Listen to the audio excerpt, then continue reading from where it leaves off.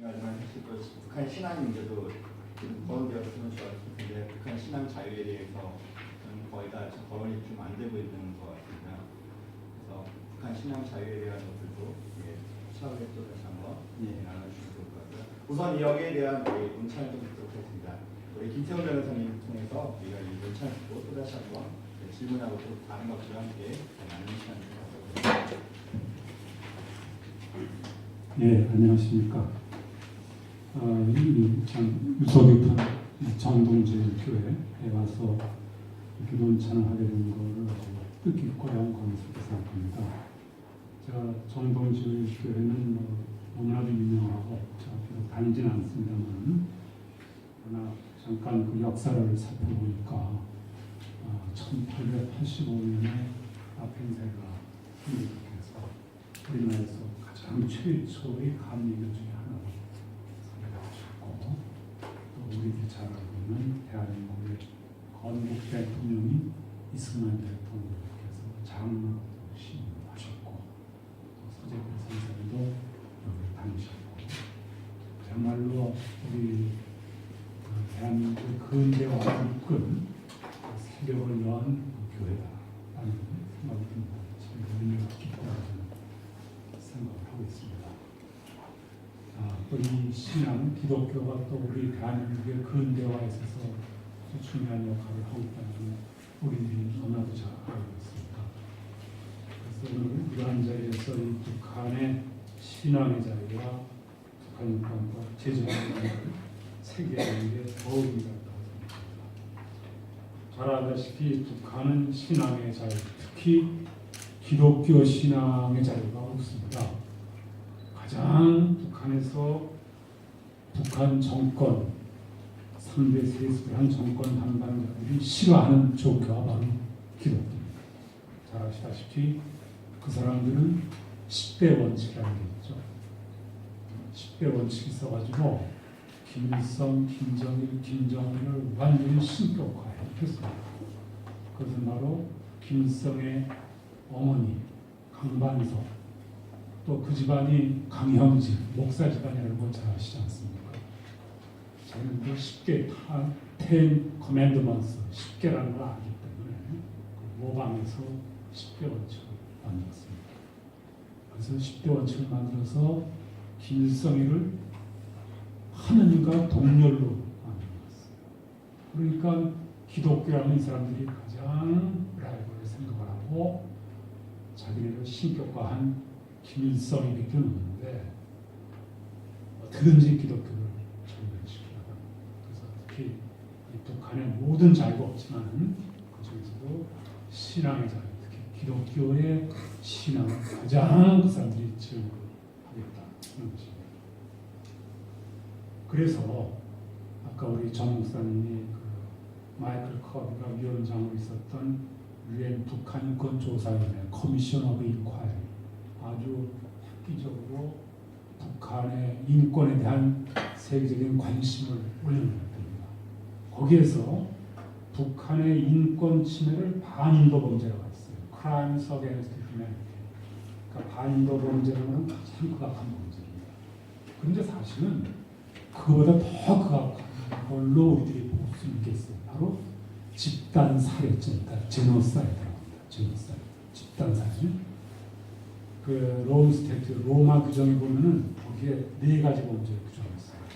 제일 첫 번째 놓고 있는 게 집단 살해입니다. 제노사이드. 두 번째가 반인도 범죄. 세 번째가 워크라임, 전쟁 범죄. 네 번째가 어그레시브, 침략 범죄입니다. 집단 범죄는, 집단 살해죄는 여러분들 잘 아시다시피 아우슈비츠 같이 그냥 집단적으로 수백만씩 죽이는 거죠. 이렇게 가장 극악한 범죄를 보였어요. 그래서 유엔 북한 인권 조사위원회에서 조사할 때 이게 집단 살해죄에 해당되는 거 아니냐.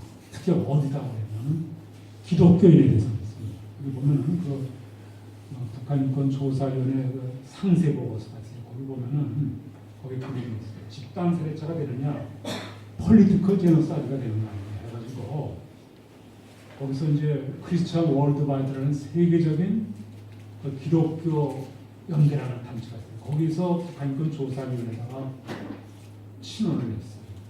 야, 이건 북한에서는 조직적으로 기독교인들을 집단 살해를 했기 때문에 이건 반인도범죄로 부족하다. 집단 살해죄로 좀 위로를 해달라고 그랬어요. 그래서 거기서 이제 뭐라고 그랬냐면, 그래서 집단 살해죄는 국제, 국민적, 민족적, 인종적 또는 종교적 집단의 전부 또는 일부를 그 자체에서 파괴를 의도하고 가지고 범해진 다음에 행위다. 그래서 집단 살해라는 건데, 그 통계를 짜보면요, 그 1950년과 60년에는 그 북한의 그 기독교인들이 말입니다. 북한의 종교 신자, 특히 기독교인들, 천도교 신자, 불교 신자들의 비율이 1950년에는 24% 있었답니다. 북한 중에. 그것이 2002년에 0.02%로 떨어졌다. 그러니까 24%가 0.06%. 그럼 어마어마한 거죠. 몇백만을 그냥 집단적으로 죽인 거죠. 그러니까 이걸 하나의 근거로 들어가지고 이 북한에서는 특히 기독교에 대한 집단 살해가 있었으니까 이건 반인도범죄로 부족하다. 제노사이드를 좀 구성해다. 이렇게 신청을 했어요. 그래서 그때 조사위원회에서 조사해서 했더니 자기네가 했는데 그대로 여기 제가 쓴 부분은 제가 157쪽하고 158쪽을 읽었습니다만, 그러니까 조사위원회는 1950년과 1960년에 종교인들을 겨냥한 추천에 관한 정보를 받았다. 하지만 조사위원회는 과연 당시 당국이 조직화된 종교를 극도로 폭력적인 수단을 통해 억압하려 했는지, 아니면 집단으로서 특정 종교의 교도들을 물조를 전멸시키려는 의도에 의한 것이었는지 하는 정보가 이게 충분치 않다. 아직은 그건 그 상황이 아니라 그거 철저한 조사가 요구되는데 아직은 기록 보존이 없어서 부족하다 해서 집단 살해를 못했어요. 그래서 이제 반인도범죄를 했거든요. 이게 우리의 숙제입니다. 우리가 지금 보기에는 우리 정 목사님이나 모든 이 특히 북한 인권 개선 운동하시는 분들의 태반은 다 크리스천들이거든요. 이분들이 말씀하는 거 보고 실제로 또 북한 지하교에서 오신 분들 얘기 들으면 끔찍하게 짝이 없어요. 아주 그냥 기독교 말만 들으면 다 정치범죄에 들어가서 그냥 끔찍하게 죽이는데 이 기록을 잘 보좌할 필요가 있습니다.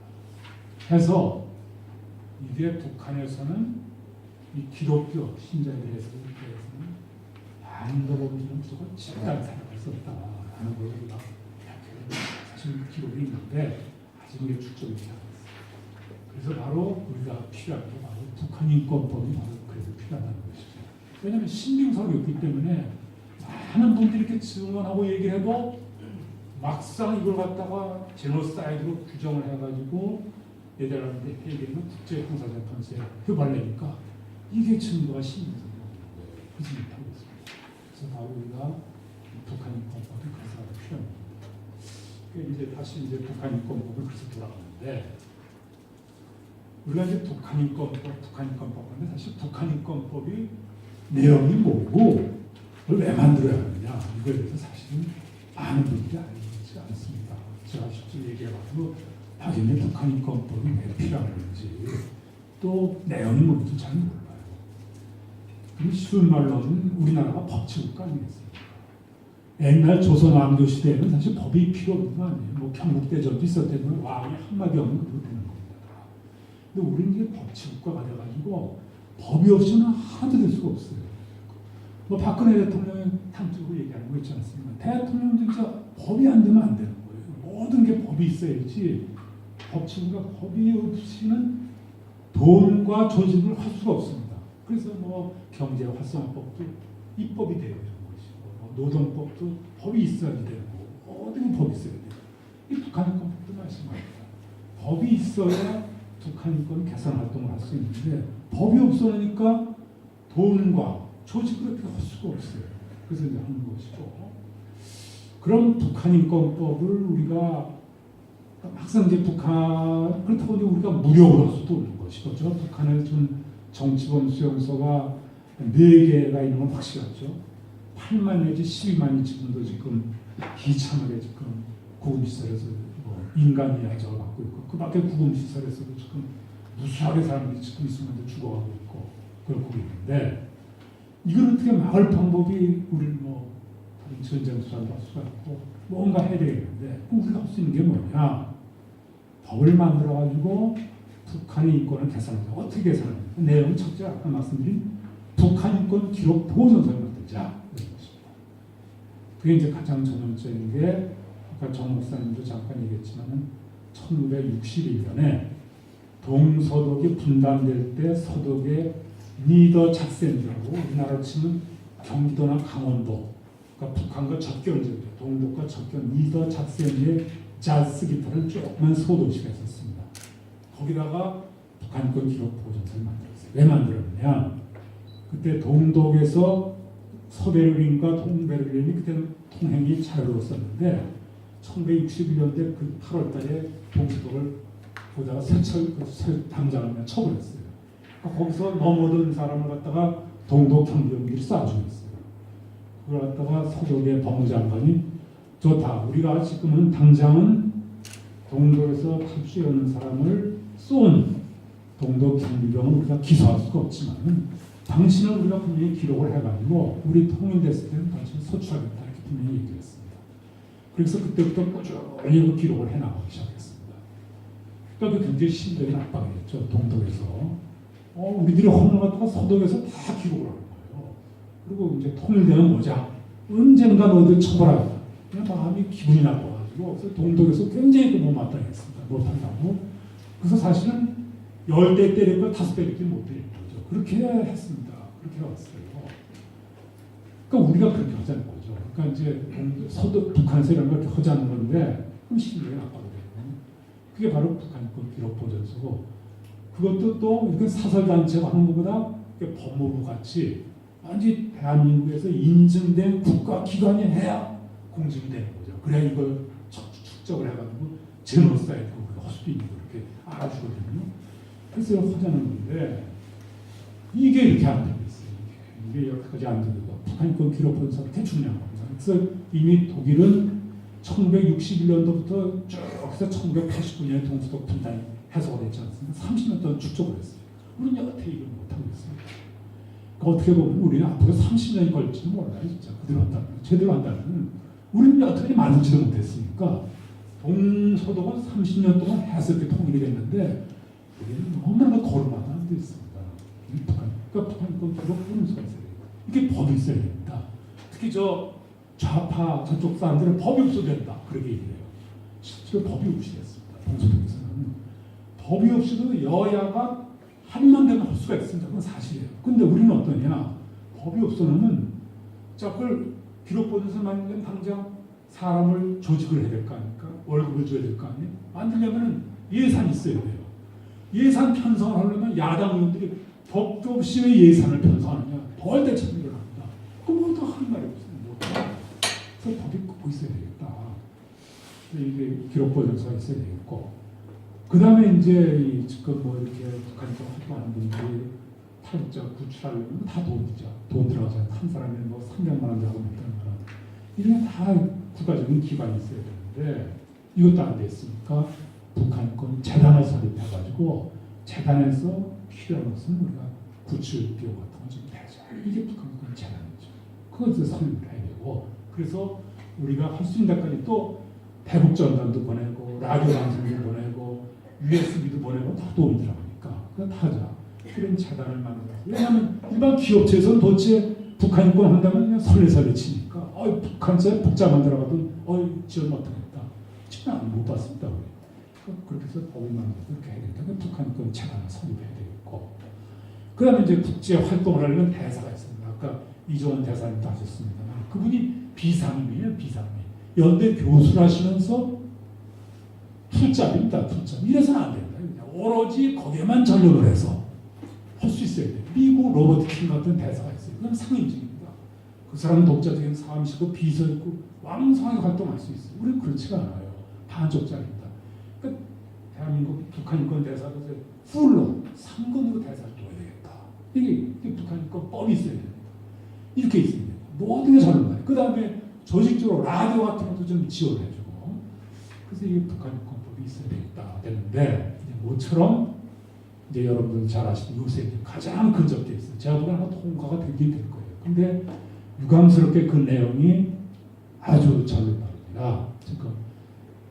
지금 정 목사님도 잘 지적을 해주셨습니다만 그걸 제대로 기록 보면서 만들려면 법무부가 처음서부터 해야지 북한에서 겁을 먹죠. 그러니까 자꾸 저 야당에서는 마찰이 된다는 거예요.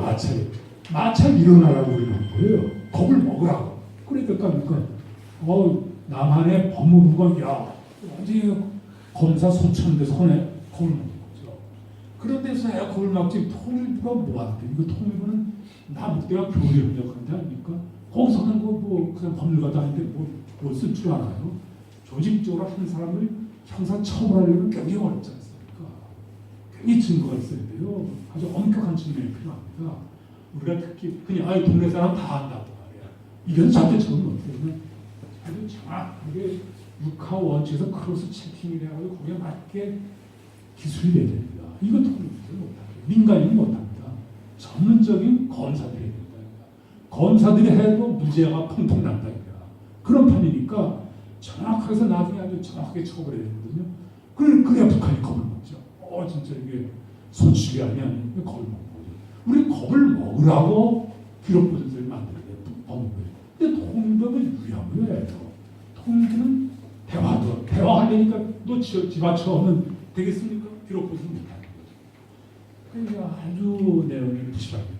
부실해서 저는 솔직히 이거 반대 운동 하자니 그렇고 말이지. 왜냐하면 북한인권 재단 설립을 한다는 거예요. 그러니까 그런 게 반쪽짜리죠. 그 북한인권 재단을 만들면은 인조들한테 장점이 되니까 하고 그 기록보증서 미흡하면 나중에 개정하면 되지 않겠는가. 이게 아마 여당의 생각인 것 같아요. 그래서 여당에서 그거라도 이제 수용을 해서 이제 홀라고 그러는 건데 그나마도 또 야당이 또 하나 팔고 또 그 사람들은 하나 주면 또 달라는 사람들이니까 또 뭘 들어요. 법의 목적에서 아까 정 목사님 잘 함께 조화롭게 해야 된다 이거야. 그러니까 북한인권 개선은 남북관계 개선과 조화롭게 함께 해야 된다.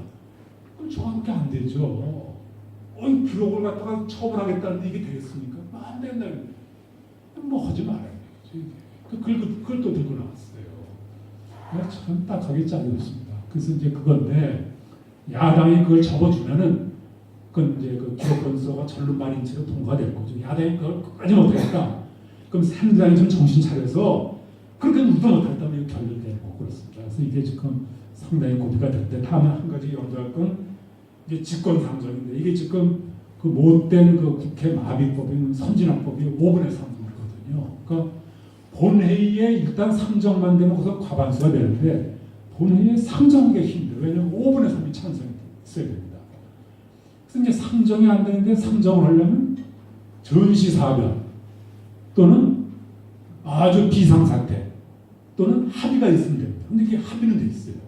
그러니까 보니까 신문에도 보셨죠. 신문 보니까 여당과 야당이 합의해서 원샷법과 북한인권법은 상정 처리하다 이렇게 합의가 돼 있어요. 그러니까 정야 국회의장의 마음먹은 직권 상정을 할 수 있는 그런 상태가 되겠다. 그래서 제가 보기에는 아마 직권 상정할 수도 있는 거니까. 그래서 이게 참 아주 우리가 지금 고비에 있는데 그럼 직권 상정되면 어떻게 되느냐? 그럼 이제 기록보증서는 여당 쪽은 합의를 해줬으니까 전론발의 인체로 통일부에서 기록센터로 해서 수정을 하다가 3개월마다 법무부에 보내면 법무부에 3개월을 받아가지고 넘겨주는 것만 가지고 하는 거죠. 이거는 우리가 아주 미흡하다는 거예요. 왜냐하면 북한인권 자료는 통일부만 수집하는 게 아니죠. 잘 아시면 국정원이 많이 옵니다. 국정원도 받아야 되거든요. 또 국방부도 받아야 돼요. 왜냐하면 국방부는 휴전선을 지키지 않습니까? 거기서 군인들이 그런 정보를 많이 수사합니다. 그런 것도 받아야 돼요. 경찰국을 많이 받습니다. 이런 모든 데서 안테나를 굴려가지고 그 정보를 다 수집해야 되는데 지금 법에 의하면 통일부가 남겨주는 것만 3개월 있다 받아서 하게 돼요. 아주 미흡하게 짜여 있습니다. 그런 채로 이제 통과될 가능성이 아주 높다는 거죠. 그래서 아주 저희로서는 상당히 불만이지만 또 그나마도 북한인권 재단, 북한 단체들이 또 해야 되고 북한 인권 대사들이 또 북한 인권 대사제도가 설립돼서 국제활동을 활발해야 되는 거니까 결론 바르지만 그거라도 되는 게 어떤가 그렇게 여당은 생각을 한 것 같아요. 이거라도 안 되면 그나마 또 붙으면 거 아니냐 해서 하는 거인데 여하튼 지금 현재 상황은 지금 이렇습니다. 이렇게 돼 있고 그래서 우리는 그래서 지난번에 우리가 오림통 우리가 지금 올바른 북한인권법과 통일위반 심의를 결성돼가지고 2014년 10월 14일부터 매주 국회 앞에서 저희들이 화요 집회를 해왔는데요. 지난번 2월 3일날 우리들이 1월 하순경에 세미나 해가지고 여기 보면은 보시면 저희가 올바른 북한인권법이라 가지고 158쪽부터 저희들이 북한인권법을 우리 단체들끼리 해서 올바른 북한인권법에서 내용을 썼습니다. 그러면은 오로지 북한인권 개선이 목적이다. 남북관계 개선이라든지 평화라든지 이게 아니냐 그렇죠. 왜냐하면 남북관계 개선이나 평화는 이미 법이 있어요. 남북관계 발전에 관한 법률, 남북교류 협력에 관한 법률, 남북교류 협력 기금법 이미 법이 너무나도 많이 있습니다. 거기서 지원도 있고 다 있습니다. 그걸 북한인권법에서 늘 흔히 읽었습니다. 그래서 그런 건 때문에 안 된다는 것이죠. 우리 여기 이제 북한인권도 참 있습니다. 이건 뭐냐면 컨트롤 타워입니다. 컨트롤에서 사실 이제 북한인권 문제는 이게 통일 문제가 직결이 되는 거거든요. 지금 잘 아시다시피 통일준비위원회는 대통령의 의장이거든요. 또 다른 것들도 대부분이 국무총리가 의장이고 있습니다. 그래서 이 북한인권 문제는 모든 범정부 차원에서 해결되는 것 때문에 통일부가 하는 건 부족하다. 최소한도 국무총리가 의장이 돼서 컨트롤 타워가 있어야 되겠다. 그래서 북한인권 참모가 컨트롤 타워를 세웠고 그다음에 북한인권 기록 보존소는 제대로 이제 해야되겠고 법률로 바꿔야되겠고 또 북한인권 재단도 이건 이제 제대로 됩니다. 그렇게 이제 저희 나름대로 오림통에 북한인권 법안을 이제 만들었습니다. 그래서 지금 국회에서 지금 돌아오고 있는 거는 이 법과는 상당히 좀 괴리가 있어요. 상당히 아쉽습니다. 그게 이제 우리 숙제입니다. 그렇게 됐을 때 우리는 이 방향으로 우리가 노력을 해야 되지 않나.